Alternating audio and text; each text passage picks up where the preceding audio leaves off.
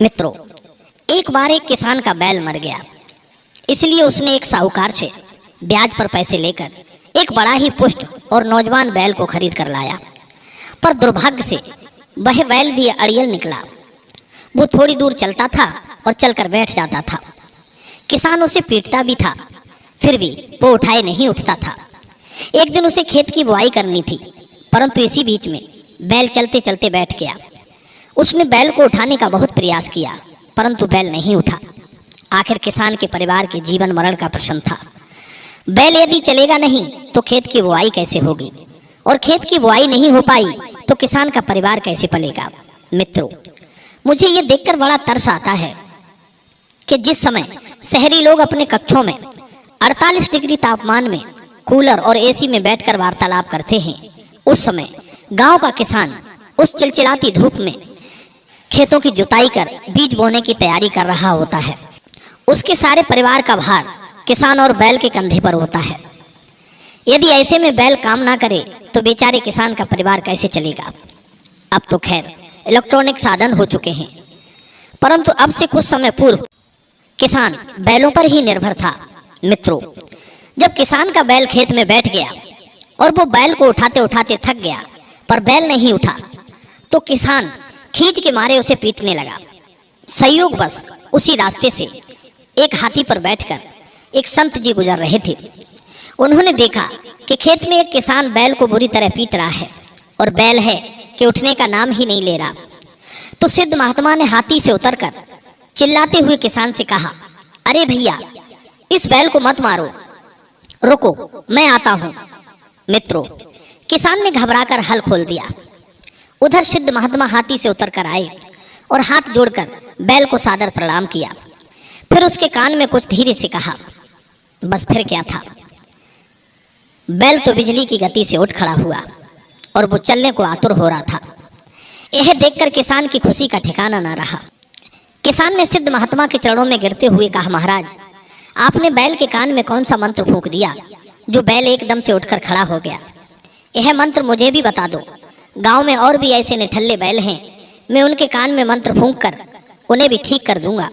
मित्रों, उधर किसान ने जब देखा तो सिद्ध महात्मा की आंखों में आंसू थे और वे बड़े दुखी भाव से किसान से बोले, बेटा, मैंने बैल के कान में कोई मंत्र नहीं फूंका, बल्कि उसे उसका ऋण याद दिलाया है। जिसका लिया है उसका चुकाना ही पड़ता है। सिद्ध महात्मा बोले, बेटा, पूर्व जन्म की बात है, तुम पूर्व जन्म में भी एक किसान थे और ये बैल एक तुम्हारे गांव में एक मठ के महंत जी थे। पूरे गांव में इनका बड़ा आदर होता था, पूरा गांव इन्हें पूछता था। तुम्हारे पास थोड़ी सी जमीन थी और एक बेटी भी थी। जब भी तुम्हारे पास कुछ पैसे बचते थे, 2, 4, 10 रुपए, तुम उन्हें ले जाकर महंत जी के पास रख देते थे। सोचा था कि जब बेटी की शादी होगी तब ये पैसे काम में आ जाएंगे। धीरे धीरे करके लड़की भी सयानी हो गई और रकम भी खूब इकट्ठी हो चुकी थी। एक दिन तुमने बेटी का विवाह तय कर दिया और पैसे लेने महंत जी के पास मठ पर पहुंचे। तुमने महंत से अपना पैसा वापस मांगा कि मैंने बेटी का विवाह बड़े अच्छे घर में तय कर दिया है, मुझे मेरा पैसा लौटा दो। पैसे अधिक इकट्ठे हो चुके थे, इसलिए पैसे देखकर महंत जी की नीयत खराब हो गई और उसने पैसे देने से मना कर दिया। किसान को फटकार लगाते हुए महंत ने कहा, कौन से पैसे, कैसे पैसे? बेचारा किसान दुखी होकर घर लौट आया।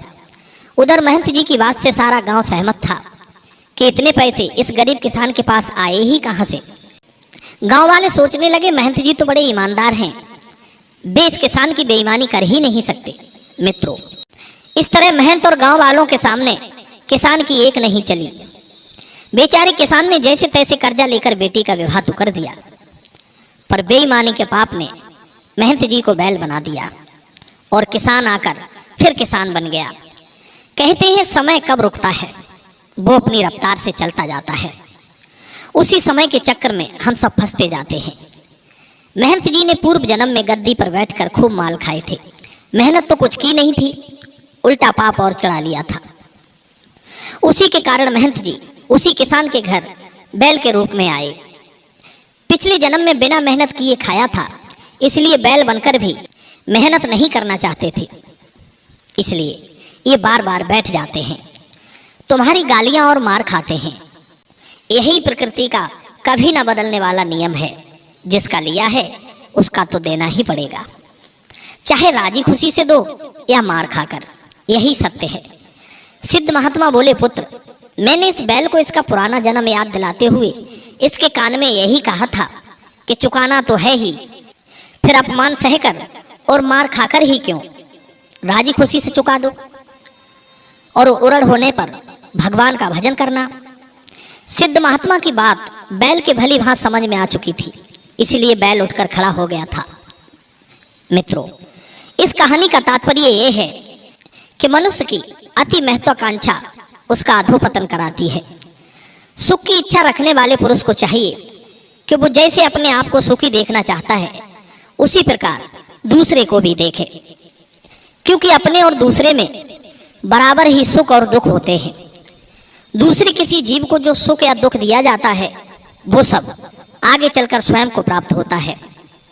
एक बात और बताऊं मित्रों, मनुष्य जब बूढ़ा हो जाता है तब उसके केस भी बूढ़े हो जाते हैं, दांत भी बूढ़े हो जाते हैं, किंतु तृष्णा कभी बूढ़ी नहीं होती। धन की और जीवन की तृष्णा बनी ही रहती है।